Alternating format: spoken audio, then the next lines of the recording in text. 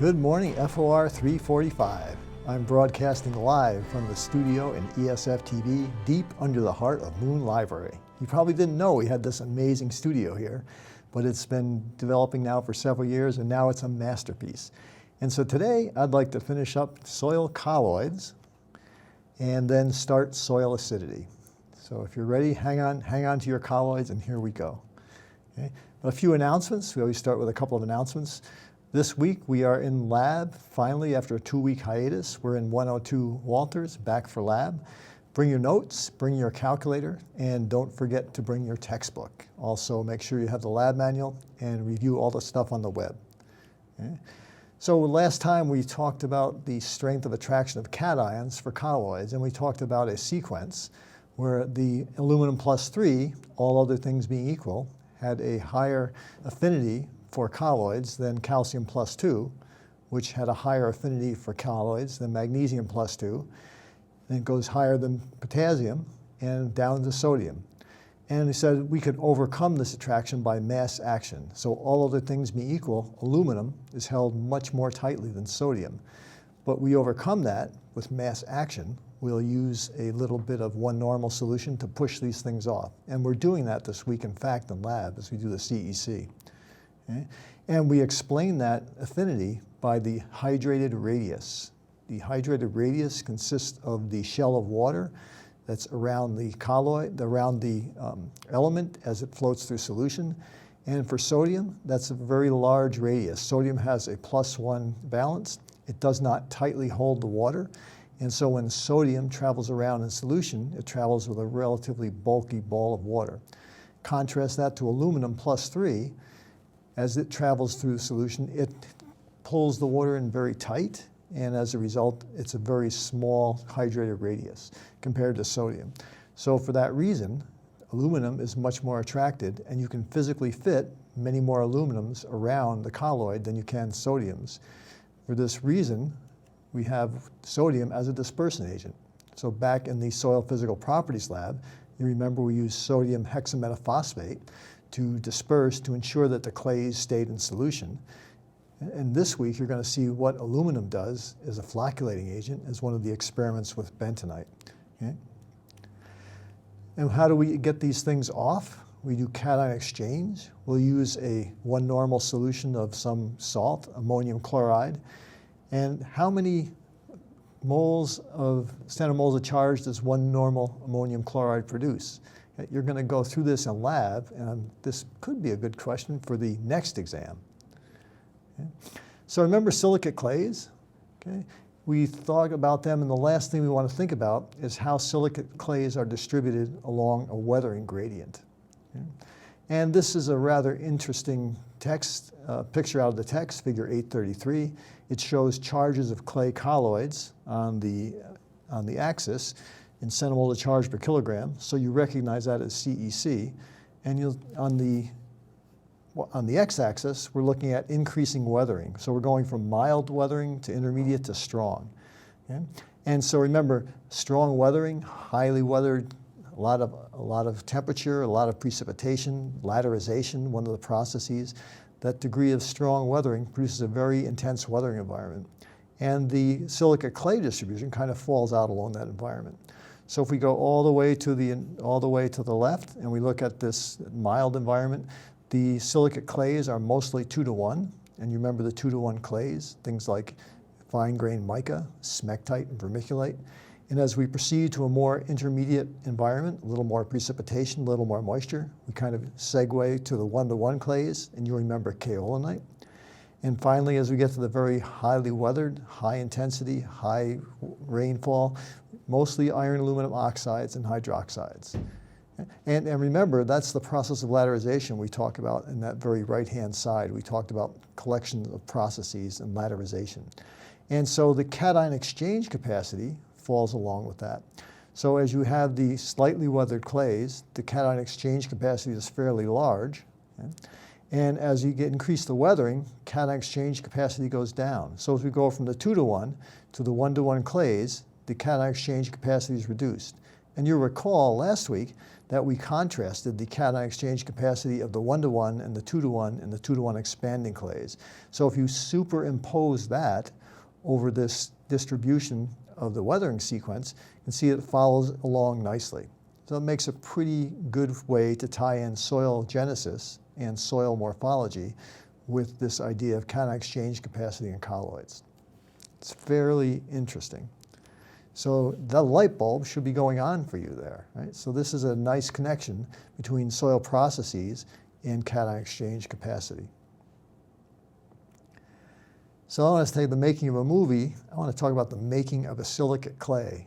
So that last diagram kind of displayed silicate clays along the weathering sequence. So let's considering that in the long view, the long form. Okay? So how do you make a clay? So there are several ways. So one process is to alter primary minerals. Okay? That's the first thing you'd think about. Primary minerals that are aluminosilicates. We talked about aluminosilicates forming clays. So we could alter them and alter those primary minerals and get to a clay. Recall that a clay is a secondary mineral. Okay?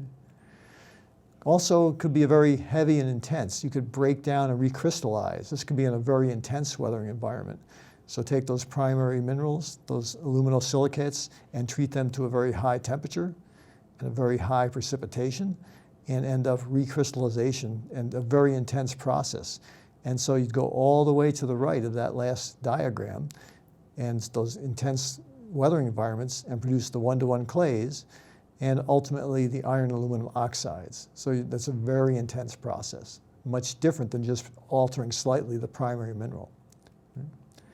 And then think about putting that, and so superimpose those two ideas in the weathering sequence. And again, go back to that diagram of weathering sequence and types of clays in CEC.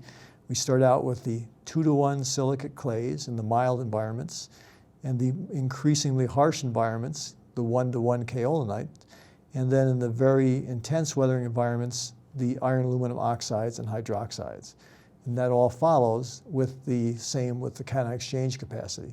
So all that's tied together in terms of thinking about the distribution of these clays and how they're made, clay genesis, over a weathering sequence. I guess the good way to think about that is this picture in the book that kind of summarizes those processes. So if we look at figure 8.20, okay, we start out with the primary aluminosilicates. Okay, and remember, again, back in the beginning of the course, the thing that made clays, the requirement for primary minerals was that they're aluminosilicates. So here's a list of them, and you'll recognize some of those, right? We have microline, orthoclase, and other feldspars, high in potassium. And then we get muscovite, micas, and biotite. These are higher in calcium and primary chlorite, and then feldspars and hornblende. So these are primary minerals. Right? And so if we just do a slight alteration, maybe reduce their size or remove a little bit of potassium from, say, muscovite, we get to the fine-grained micas. It's a relatively mild weathering environment.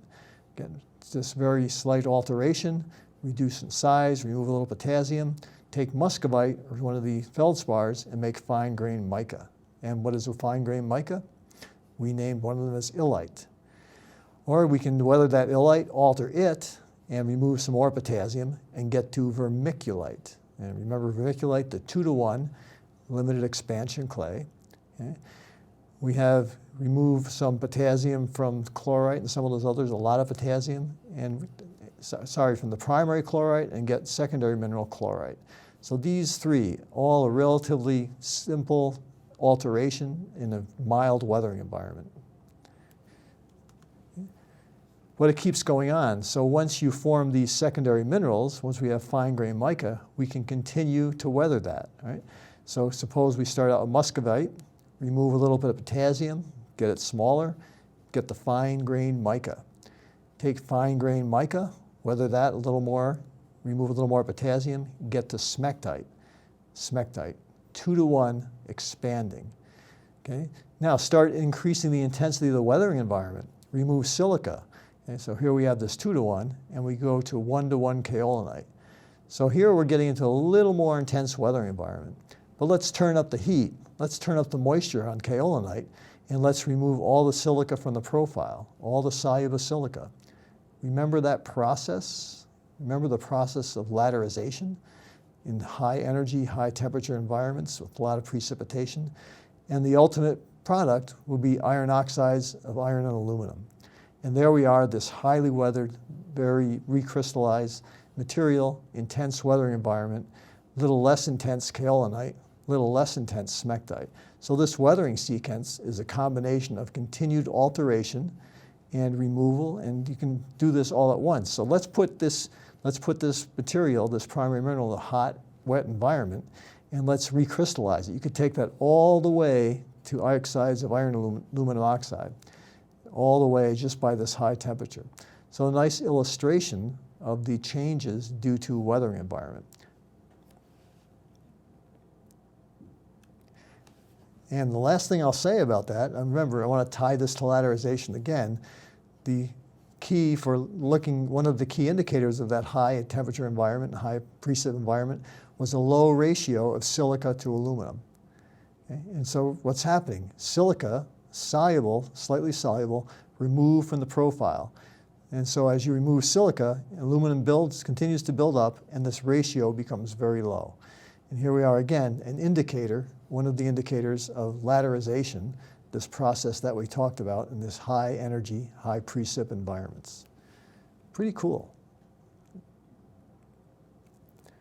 So that kind of wraps up colloids. We've talked a lot about it. We've talked about CEC, its operational nature. We'll extend that a little bit as we get to acidity. So maybe a little bit of Dr. Seussism.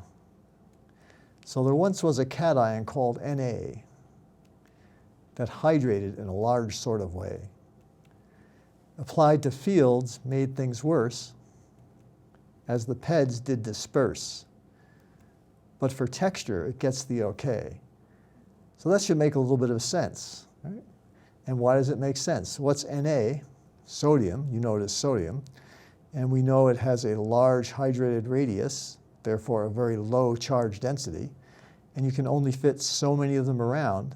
And when you have bentonite in suspension, you cannot neutralize all the net negative charge. You simply can't do it. And so bentonite stays in suspension thanks to sodium. We took advantage of that back in the third lab with physical properties. We wanted the clays in suspension, so we used sodium to make sure that happened. How about one last attempt at thinking about that? There once was a cation called Al. For flocculation, it seemed to excel. Put in bentonite suspension, permitted no retention, as the aggregates to the bottom so fell. You've just witnessed that in lab this week, or if you haven't had a lab yet, you will witness this if you're Tuesday, Wednesday, Thursday, Friday section. When we add aluminum chloride to bentonite suspension, and bentonite is a 2-to-1 expanding clay, what happened? Well, if you were observing, you would see that those bentonites come together and clump or aggregate, and they fall out of solution. And we did that a couple of ways, right? We used aluminum chloride, and we also used gentian violet, the positively charged component of a dye.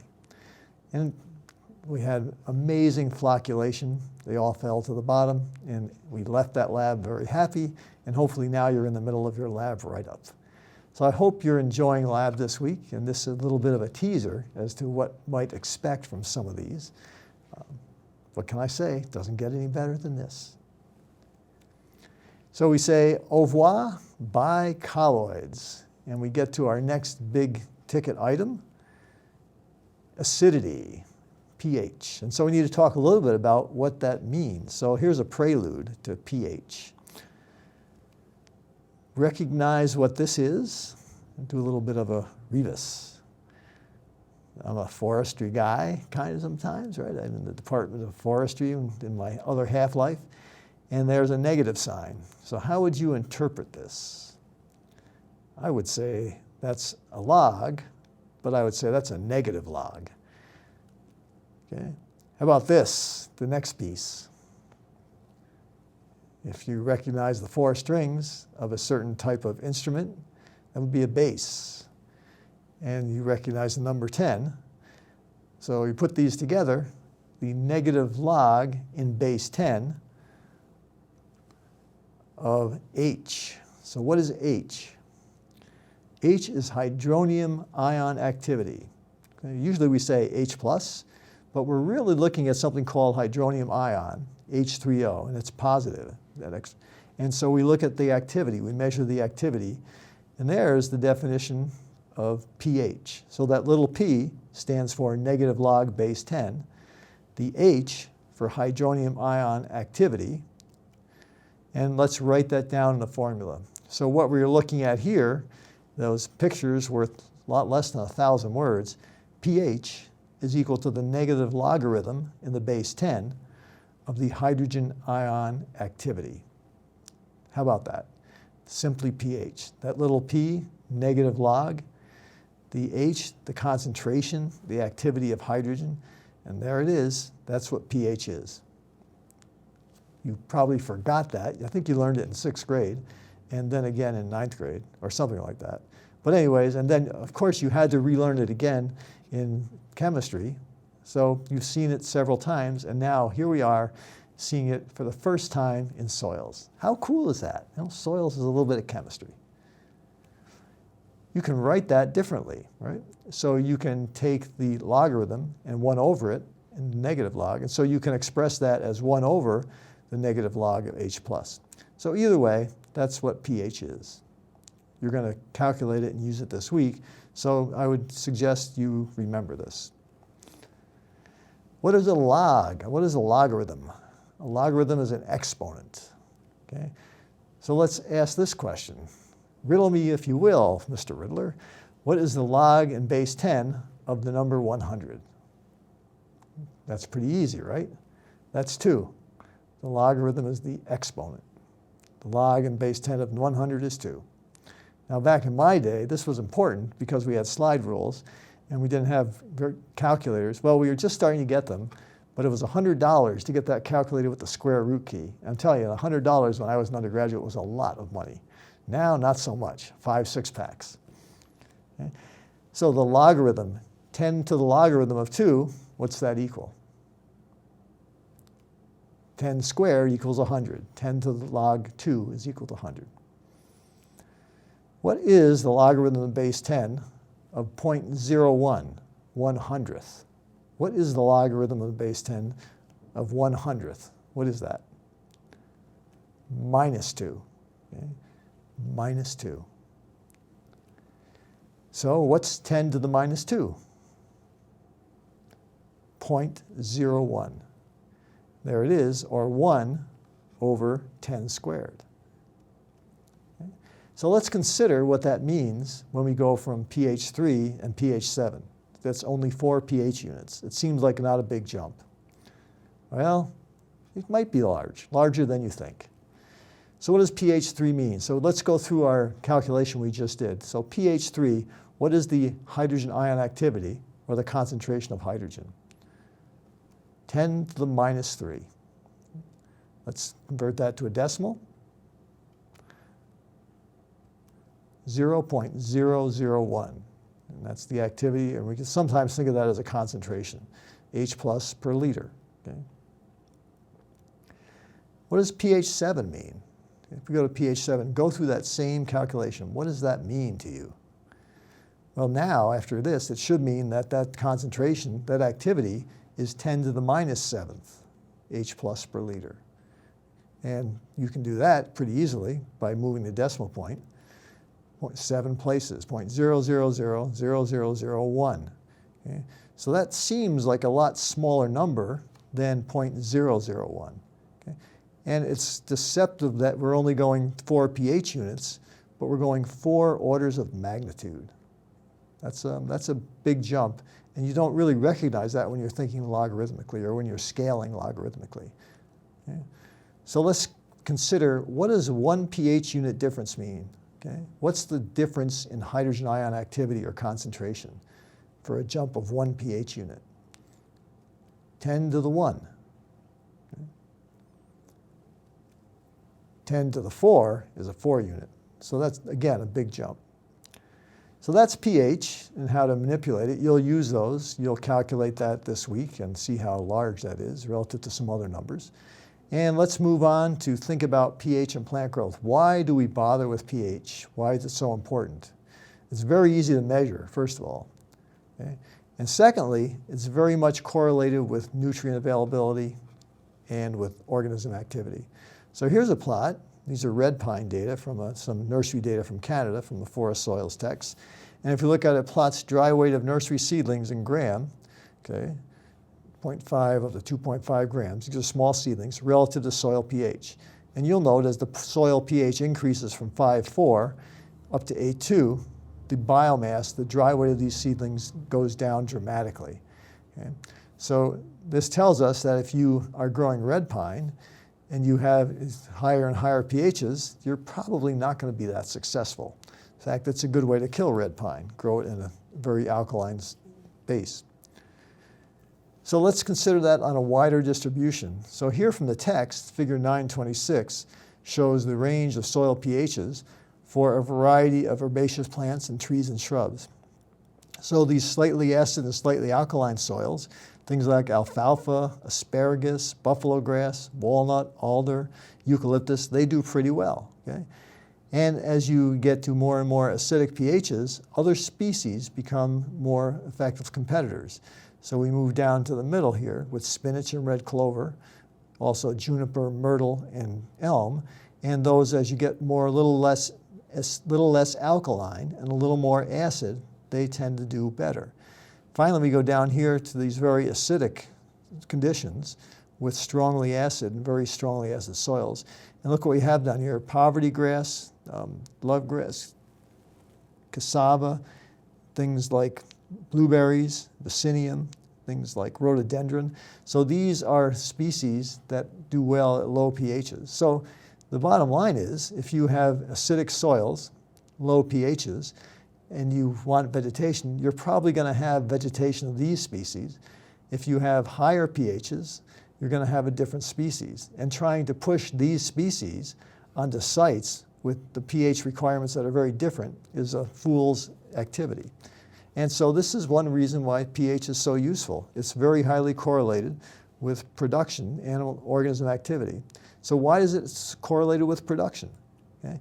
And here it's kind of the clue. This is figure 924, and it shows soil acidity measured in pH, and it shows the solubility of various elements. So here's zinc, boron, and copper, and you'll note that the size of this relative solubility of these different elements and the activity of bacteria and fungi, they vary with pH.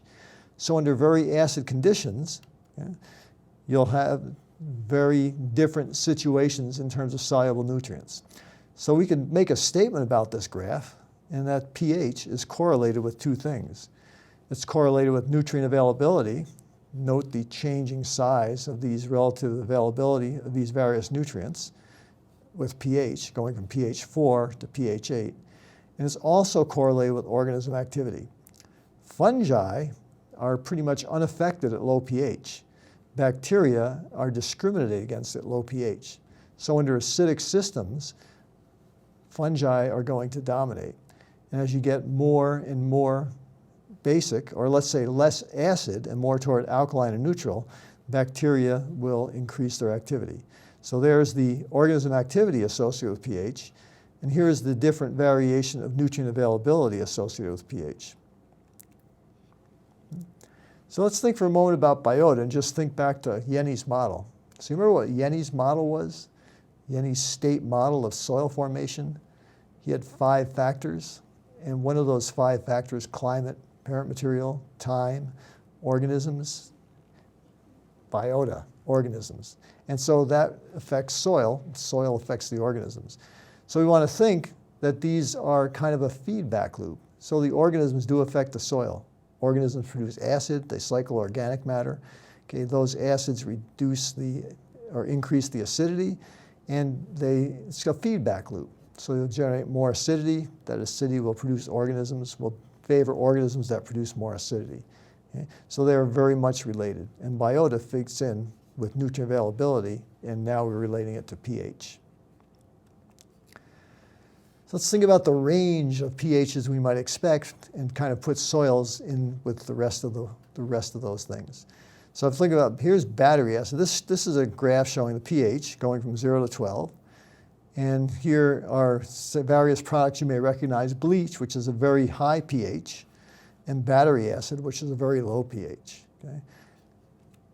So I want to point out here around 4, beer and coffee, 2 of my most favorite beverages, part of the fundamental food tree and of nutrition for college students and college professors. And what is interesting here is it maybe not coincidental that the average pH of forest soils is around this. So is this coincidence that beer and coffee have about the same pH as forest soils and that yours truly is a soil scientist? Perhaps, perhaps not. Hydrogen, all that acidity, where does it come from? Well, that's a good question, because if we're going to think about acidity, we kind of need to understand how things cycle. So let's think about the first source, dissociation of H+. Okay? So we have already talked about one of these. So this shows carbonic acid, H2CO3, and we've already noted it's one of the most abundant inorganic acids in soils because of the fact that carbon dioxide dissolves and produces carbonic acid. Now, we talked last week about how this dissociates. So carbonic acid produces a hydronium, H+, and a bicarbonate anion. Okay? It doesn't produce a lot. It's a rather weak acid. And we say, well, how weak? Well, we'll try to quantify that. So consider this. This is, we're producing, there's a lot of this and a little bit of this. A little bit breaks down to H+, doesn't break down, dissociates into H+ and bicarbonate anion. Okay? Now I'm going to represent an organic acid. Okay? So remember we talked about organic matter. We used R to represent some long unnamed string of carbon compounds. And here is the working end of an organic acid, the carboxyl group, C double bond O-OH. So one of the working ends of organic acids, this carboxyl group, it dissociates and produces the carboxyl anion and H+. So here's a source of H+. Organic acids generate H+ because of this dissociation. Inorganic acids generate H+ because of this dissociation. Both are dissociating. One is an organic material dissociation from a carboxylic acid. One is an inorganic. Both generate H+.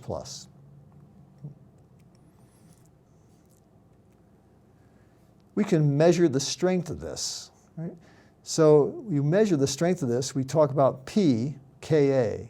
So remember, this little p means the negative log. Okay? So here is the log of H+ and HCO3. So we're taking the product. We're dissociating this. Remember, there's a little bit of this. We multiply the anion and the cation concentrations, and we divide that by the total amount of product. So the total amount of inorganic acid, and here's a small proportion of that inorganic acid that actually dissociates. So this is the pKa, the dissociation constant for the acid, pKa. So the concentration of this H+, HC3O3-, is 10 to the minus 6.35. Okay? That's a small amount of dissociation. The negative logarithm of that? What's the negative logarithm of 10 to the minus 6.35? I can hear the wheels turning. Okay. 6.35. Here's the logarithm. It's negative 6.35. So this pKa, this negative log of this product over the total acid, is equal to 6.35. This number indicates it's a weak acid. A weak acid. What does that mean? That means this dissociation is relatively small. There's not a lot of it. Okay? So the smaller it is, okay, the bigger this number is going to be. That's a weak acid. So what do we consider strong acid? Something in the pKa to 3 to 5 has a stronger acid. Okay? Smaller numbers, smaller pKa, stronger acid, greater dissociation.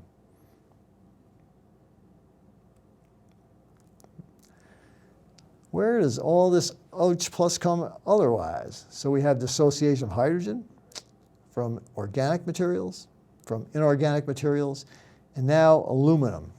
So aluminum plays a really huge role in soil acidity. Okay? And so let's figure, why is that? Why would you think aluminum is so important for soil acidity? Well, here's the story. At low pH, okay, aluminum plus 3 is highly soluble. Right? So under acid conditions, aluminum plus 3 is very soluble. What happens when aluminum plus 3 encounters water? So aluminum plus 3 encounters water, it hydrolyzes water, it splits it into the OH and the H+. So this occurs, aluminum plus 3 and water encounter each other. We generate one hydrogen ion, and we generate AlOH2. Okay? Now we're getting to a little bit of AlOH2, the same thing happens. Okay? So as aluminum OH2 encounters this material, encounters water, okay?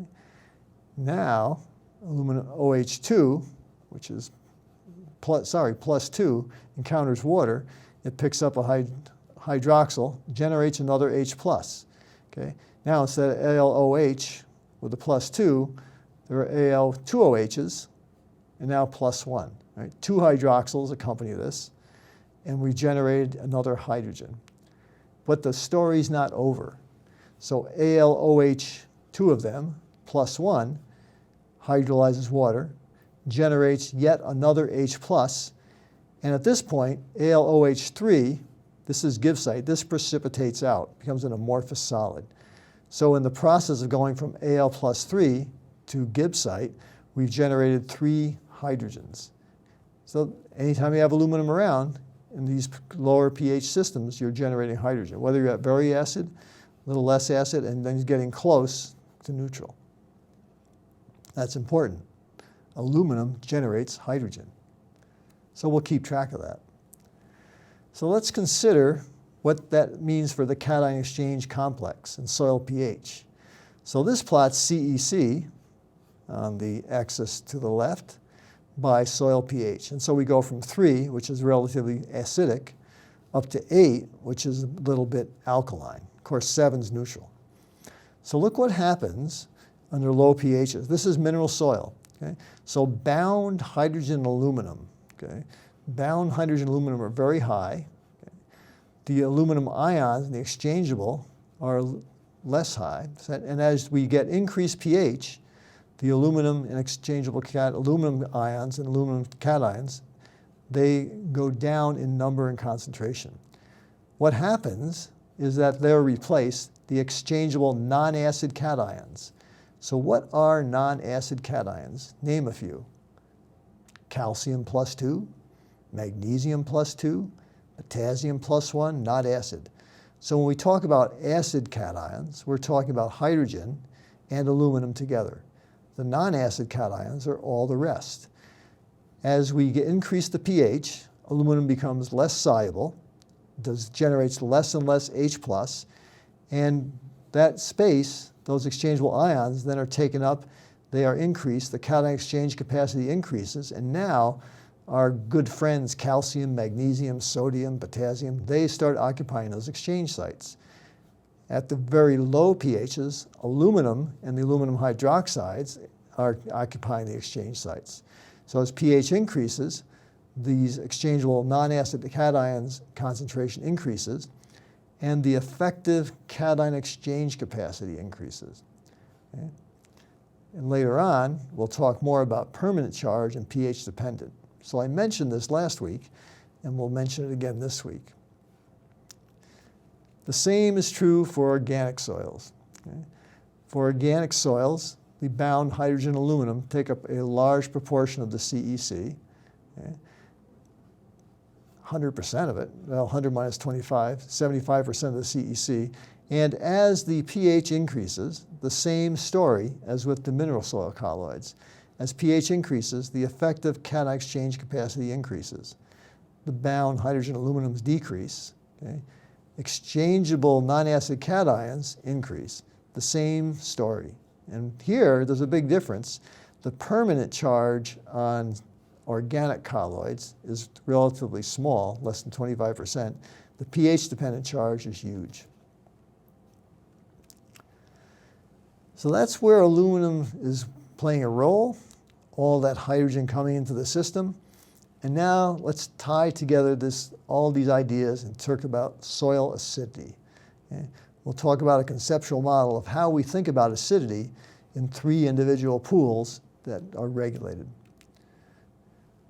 So the principal pools, this is figure 9.9 in the text. We'll talk about 3 acidity pools, this conceptual way to think about acidity, hydrogen and aluminum. The first pool is the active pool, H plus in solution. Active acidity, H plus hydronium in soil solution. So when we talk about active acidity, this is the pool we're referring to, H plus in soil solution.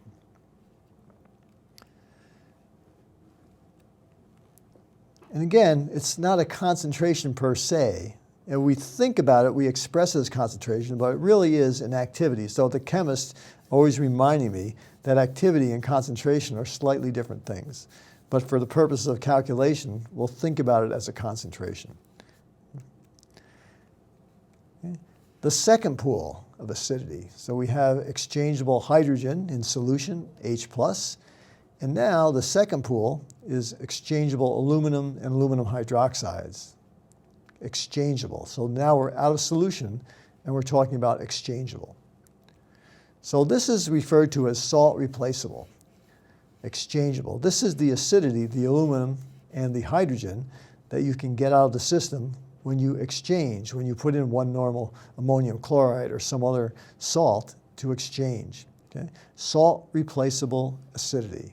We exchange with soil solution with with adsorbed cations. Salt replaceable acidity.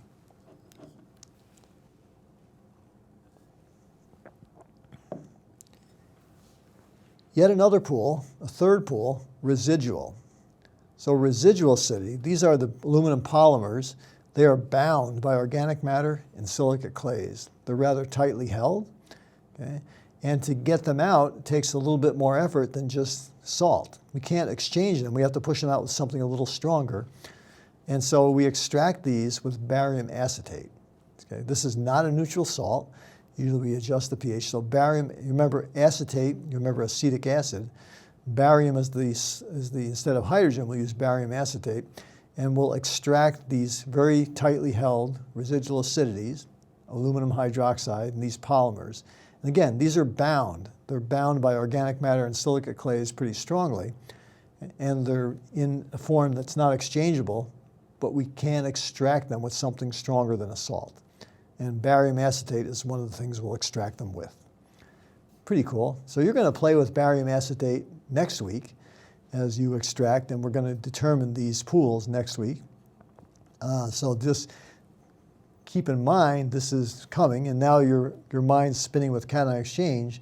We're going to add a little barium acetate and pull out the residual acidity next week. This week, we won't do that. We'll give you a little break and just pull out the exchangeable cations. Okay. So next week, to get that, we're going to do some experimentation. Okay. And so how are we going to do? We're going to do some extractions, and we are going to do some titrations. And here's a picture of what that might look like. And we're also going to measure active acidity. So this is a pH meter. Right? When you take a pH and you measure, you put a wand in this solution connected to this and measure the voltage, you get the concentration or the activity of hydrogen ion in solution. Okay? So we're going to measure this pH, and that's going to give us active acidity. Okay? We're going to do something a little more crazy. We're going to extract this with barium acetate, and we're going to get that third pool, the residual. And we're going to get some exchangeable in there. So we're going to be able to compare these pools, the active and the residual plus the exchangeable. And it'll be very telling about the relative size of these pools next week. Okay. So here's what's happening. Consider what that does extracting with barium. So right here I have this, I have this wonderful picture of, you've seen this picture before, but now instead of some neutral salt, I put in here barium acetate. So you'll recognize barium as a cation +2, and you'll recognize the acetate anion, C2H3O2, acetate. So when I pour barium acetate through this soil sample, what's going to happen? This is a fairly concentrated solution. Barium is going to push out all the exchangeable. It's also going to push out the residual. Okay? After I pour that through, it looks like this. Barium occupies the exchange sites, also occupies space where we had residual acidity. What do we collect? We collect all the stuff that pushed out. We collect the calcium, the magnesium, the aluminums, all those other cations that were formerly exchangeable and formerly residual are now in the bottom of my beaker. Acetate, barium acetate. Acetate removes the residual hydrogens as well as the exchangeable. Off you go. So what happened? The cations that were here are now in here. I've collected them. But they're balanced by acetate anion. So no longer are they balanced by what they're held with in the soil in the exchange complex or in the residual complex. They're down here and they're balanced by acetate anion. I've collected them all. So what do we call H plus with acetate? Okay. We call that acetic acid, right? How can I measure, I want to know how much acetic acid I've put out here. How can I measure the acetic acid H plus? Well, I can titrate it. So we're going to titrate next week with ammonium hydroxide. This is a strong base. And we're going to titrate the weak acid we produced. Okay? We removed all the residual hydrogens from here. They're down in here along with the aluminums. So we're going to titrate back until we find out how much sodium we added. So if we know how much sodium we have, how much barium, if we know how much acetate we had, titrate it back, we'll know the residual pool. Pretty cool, right? We'll do that next week. So keep this graphic in mind next week when we go through those three different pools. What happens? Next week, phenolphthalein will turn red. Okay? And so this is let me just put out a little advertisement here. So when you do your experiment next week and you do this extraction, the last thing you want to make sure you do is put phenolphthalein in the flask, because if you don't put the phenolphthalein in, it can't turn red. And if it doesn't turn red, you will not know how much acetic acid you've made. So remember the phenolphthalein. So that brings us to the concept of soil as a buffer. So we have these three pools, and now we're going to consider how they're related and how acidity is regulated in the soil. And to do that, we'll talk about the concept of their relationship in the context of soil as a buffer. First of all, what is a buffer? Okay. So a buffer is a system that resists change. So here's my little delta. I didn't want to write out C-H-A-N-J-E, C-H-A-N-G-E, so I put a little delta in there. And change, and we're specifically talking about pH. So a buffer is a system that resists change in pH. So you want to memorize that because it's a definition I'd like to ask here and on the final. So why is the system buffered? So I want to talk about the three pools and how they're related. Okay?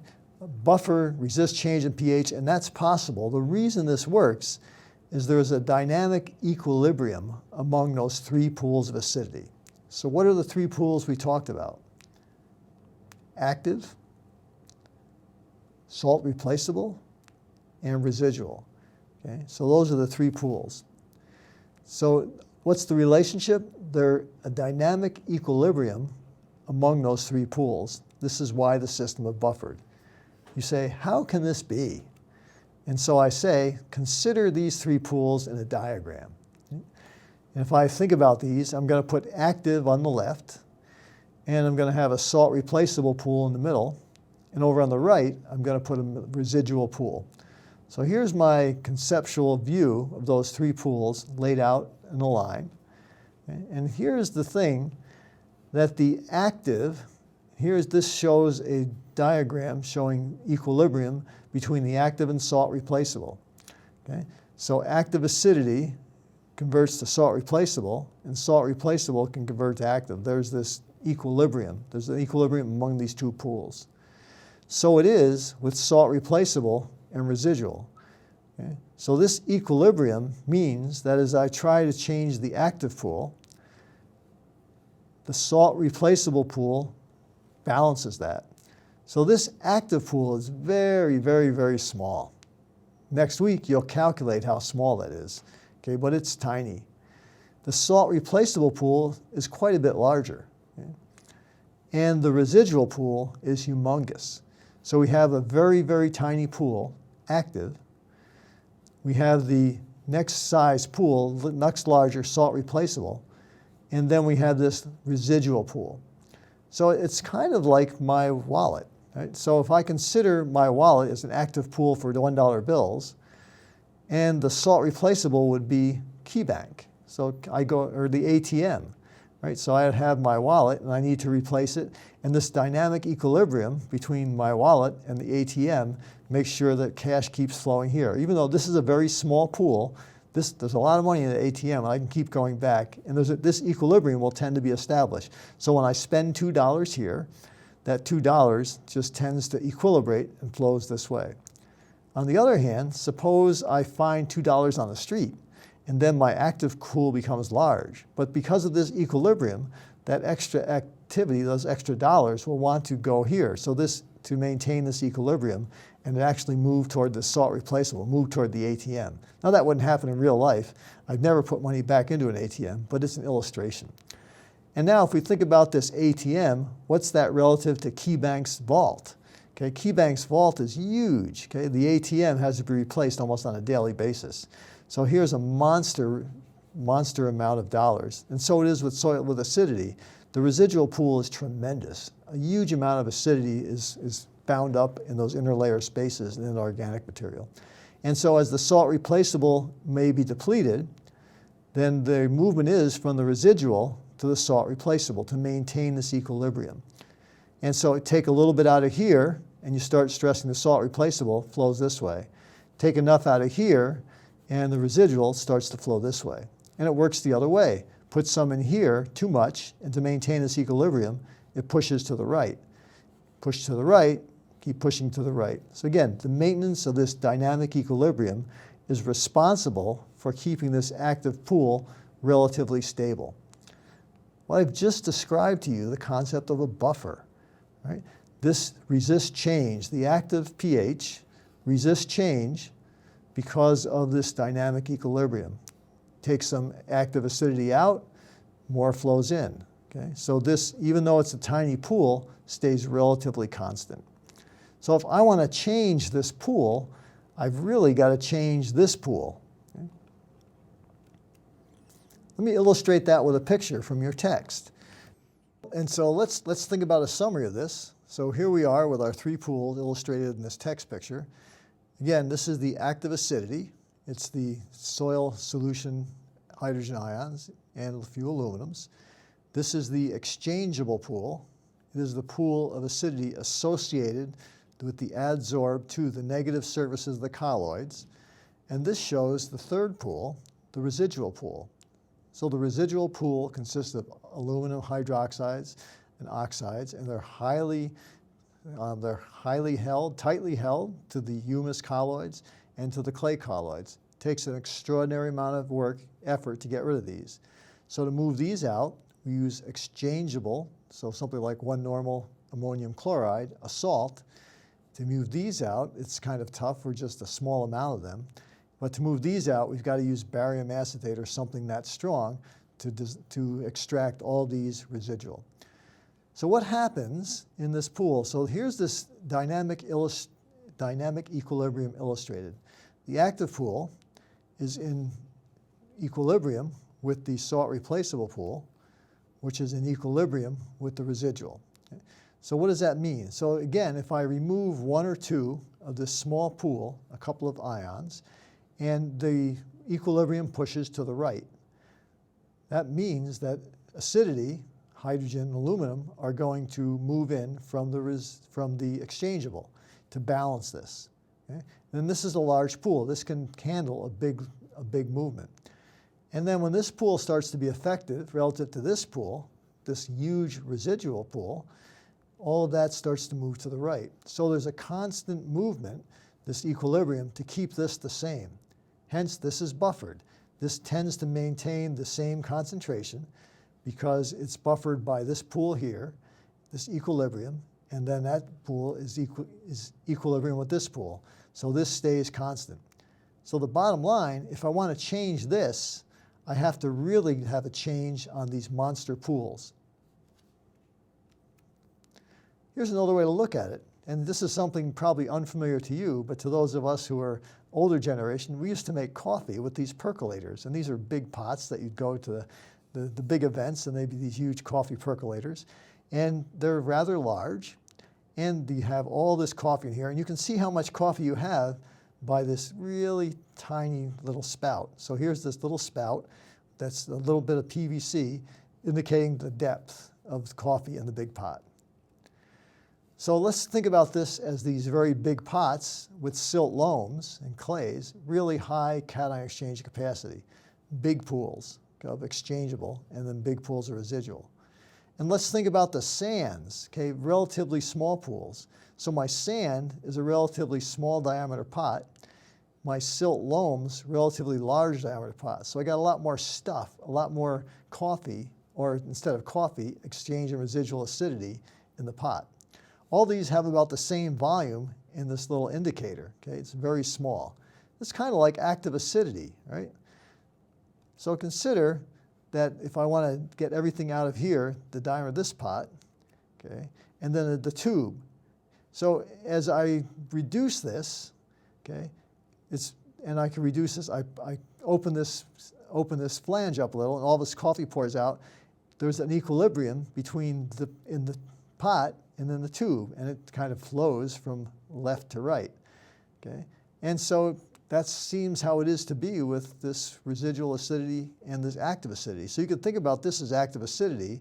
To change it, I've got to change the residual and the exchangeable acidity. And if I look at the amount I have to change, there's a lot bigger pool that I have to deal with as I get the finer textures. And that's the nice little illustration of coffee turned into acidity. And I guess coffee can be rather acid, but I tend to have coffee from Kubal, which is much better. Okay? So if I take the number or the volume of this tube relative to the volume of this, and think about this as this size pool of active versus residual exchangeable, I get a certain number. Okay? And if I do that for this is going to be a lot larger because this pool is much bigger, and this is about the same size, so I get a bigger number. And if I do that ratio here, okay, if I do that ratio over here, I'm getting an even bigger number. So next week, you're going to calculate the ratio of exchangeable and residual to active. Okay? And so with that, it's probably a good time to wrap up, and I'll finish this up on our next lecture, and we'll talk about the factors influencing pH. So we've reviewed logarithms, we've reviewed exponents, we've used that as a way to indicate active acidity, we've calculated it, we've talked about the three pools, active and exchangeable and residual, and then we talked about the dynamic equilibrium among them, leading to this idea of buffering. Next week, we'll tie that up and think about buffering capacity and overall factors that influence pH. So with that, I'll have you have a very nice end of the week. I'm actually in San Antonio at the Soil Science Society of America meeting, and I think I told a few people Friday that you will see me Monday, but what I didn't tell you was that I wouldn't see you because I can't see you through the camera. So I'll be back in a couple of days and looking forward to your finishing up lab, and hopefully I'll get the exams graded on the weekend. So have a good end of lecture. I won't see you for the test, but I'll take the test Wednesday, and I'll see you next week. Have a good week.